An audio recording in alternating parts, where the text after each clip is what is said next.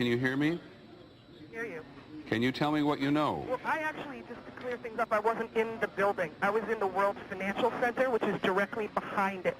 Okay. And our part of the building faces the section, the courtyard where the World Trade Center is. So we ran to the window right after we felt this kind of this sonic boom as if it were an earthquake, and something just wasn't right. We ran to the window and somebody yelled, "Oh my God, a plane just flew into the World Trade Center." Is this what we think of as the first one or the second one, Lindsay? It was the first one, because I was actually outside for the second one. And the first one appears to have gone into the southern tower, am I correct? Correct. And the second one, did you see the second one? I had my back facing. I was running as fast as well, not running, but walking at a brisk pace away from the two buildings when I heard it, and people just started screaming and running. Now, you know the area fairly well working down there. Is 9 o'clock in the morning the time when people have gathered in very large number? People get there earlier, get there later? Yeah, I actually just happened. I usually get here a little after 9, and I happen to be here early for a meeting this morning. So, yeah, I mean, you see the general amount of traffic about 9 o'clock. Is that when it happened, right at 9? No, just before and just after 9. Okay. In that there have been two. Can you see outside at the moment as to anything that's happening? I am outside. And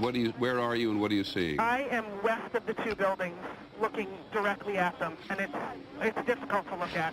I'll tell you that much. This is not an area which is easy to reach for emergency services. These two buildings hug the Hudson River. There's only the West Side Drive that comes up there. Is there a large amount of emergency equipment descending on the place? There sure is. As soon as I got out of the building, obviously the first thing you're surrounded by is siren noise everywhere, and you can hear it coming by now, even still.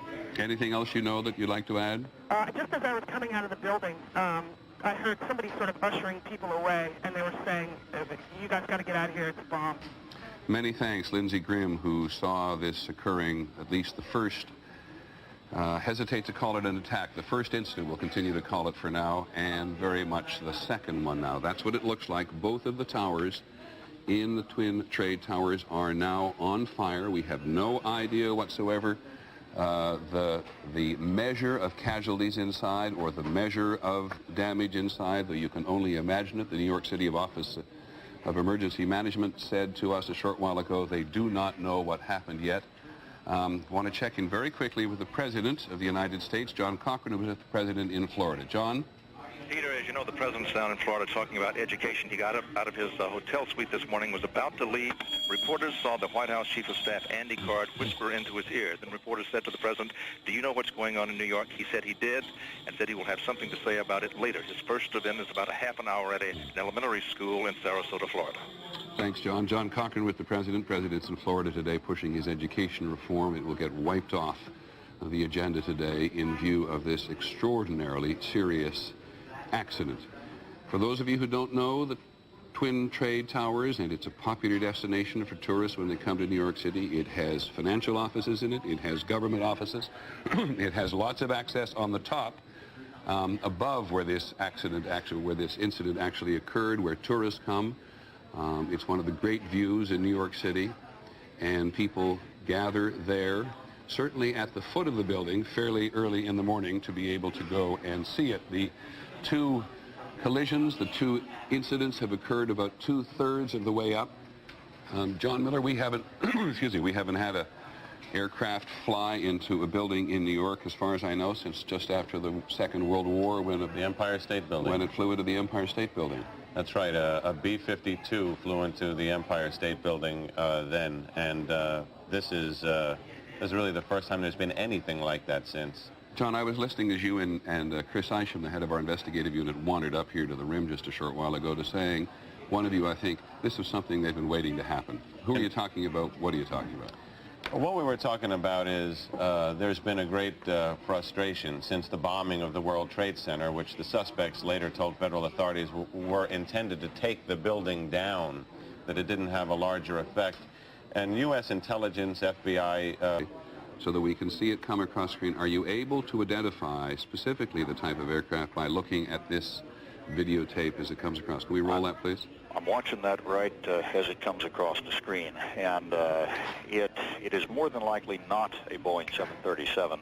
That profile, Peter, is very close to an Airbus A320, A319. And who flies the Airbus 320, 318? We have quite a few airlines. Okay, so very few private ones. All right, and John comports a little bit here with at least these initial reports that the FBI is investigating reports of a hijacking just before the second crash occurred. We had no... John, let me just ask you one other technical question about just flying in the World Trade Centers. When the first incident occurred, it was reasonable for people to suspect that that was an accident. Yes. From a flying point of view, is the World Trade Center always something to worry about if you're taking off from one of New York City's airports? Not really. And the fact that we have had all these years since that B-25 crashed into the Empire State Building tells you a lot about the flight paths around New York City. You have to be so disastrously out of contact and off course, and so many things would have to go wrong to imperil any of the buildings in Manhattan. The fact that it hasn't happened tells us really how rare a situation it would have to be. John, the FAA immediately asked for New York City airports to suspend operations. We can confirm that Newark and LaGuardia have closed down. And Kennedy and Teterboro and Westchester. Yes. They've essentially asked all airports within a 20-mile radius to put a hold on anything taken off. Teterboro Airport, which is in New Jersey, just on the west side of the Hudson River, and Westchester, which is maybe 40, 50 miles north of New York City. They're all suspended operations. Standard, easy to do, John, quick to do, it seems to have been so. Fortunately, very, very quick to do because they're all controlled by air traffic control towers, and they can put a halt to the operations with one phone call. Okay, John Nance, thanks very much. Call us back, will you, if you learn anything. Peter, one of the difficulties they're going to face, as you can glean from this picture here, is... Here's the president now in Florida. I wonder if everybody knows there what's going on. We'll listen to him.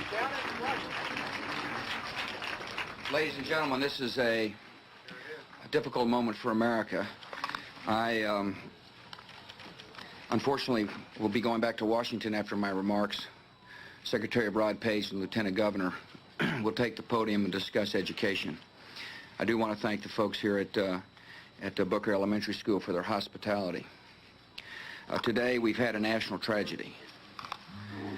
2 airplanes have crashed into the World Trade Center in an apparent terrorist attack on our country.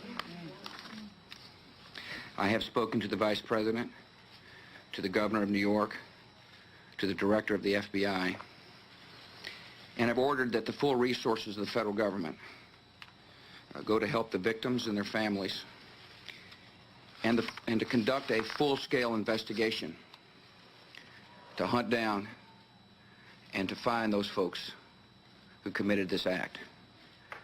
Terrorism against our nation will not stand. And now, if you join me in a moment of silence. Tactical mobilization point. The major mobilization point is for the responding units involved in the rescue. The tactical one is actually an armed mobilization point for security outside the World Trade Center now. Thanks very much. Let's go to the White House. Claire Shipman is on the phone. Claire, what's that we're looking at? Well, that's what we're trying to figure out right now. All we know is it's a gigantic plume of smoke coming from behind the old executive office building, and we're told that the White House itself, the West Wing, at the very least is being evacuated, that our personnel from there are being asked to leave. We've sent people running over there to try to find out what it is, but we don't know yet. Now, the old executive office building is slightly to the west and a fraction to the south. So we are looking southwest from a camera just across Lafayette Park, which is north of the White House. The White House is to the left side, out of your picture. Maybe even the cameraman could give us some appreciation. But you have no idea, was that an explosion? Did you hear anything? We did not hear it. In fact, we were trying to figure out from the White House what security precautions they were taking around the White House in the wake of the apparent attacks on the World Trade Center, and we suddenly just saw the smoke rising from behind the old executive office building. We have people on their way there now, but it's like nothing I've ever seen. I mean, we've never seen that kind of smoke coming from anything that would ordinarily occur here. I must also tell you, Claire, I think if you think about what's behind the EOB there, you're really down in pretty open area. It doesn't look like a place where a building would be on fire. No, that's right, although there are a number of buildings just behind the old executive office building on G Street that could potentially be on fire, but nothing you would necessarily think of as a target. Apparently, we're also... Claire, let me interrupt you for a second. We now have fire confirmed at the Pentagon. John McCarthy at the Pentagon can hear me. John, please get in touch immediately if you can and brief us in there. John McCarthy has actually been evacuated from the Pentagon. and parts of the Pentagon are indeed being evacuated. We want to hold our breath here, it just seems to me, for a second, and not get into a mode that the country is under attack. But we now have 2 attacks on the Twin Trade Tower Center. U.S. buildings, city buildings completely evacuated in New York City. We have this mysterious black smoke at the southwest corner of the White House, which is to say there's something going on behind the old executive office building. We now have a report that fire has been confirmed at the Pentagon. ABC's John McWethy, our Pentagon correspondent, who's been plugging in as quickly to the intelligence and counterintelligence units there this morning, has been temporarily evacuated. But that is as much as we know for sure at the moment. John Miller, go back to what you're hearing on your nets. Actually, it's interesting. In New York City, they're reporting on what we're seeing here also, essentially trying to tell everybody that heightened security is important now. John, I apologize. There's a lot of us here. What are we listening to there? Say again. Say again, please. Come here, John. Compton reporting that bomb squads are checking out Air Force One. Good.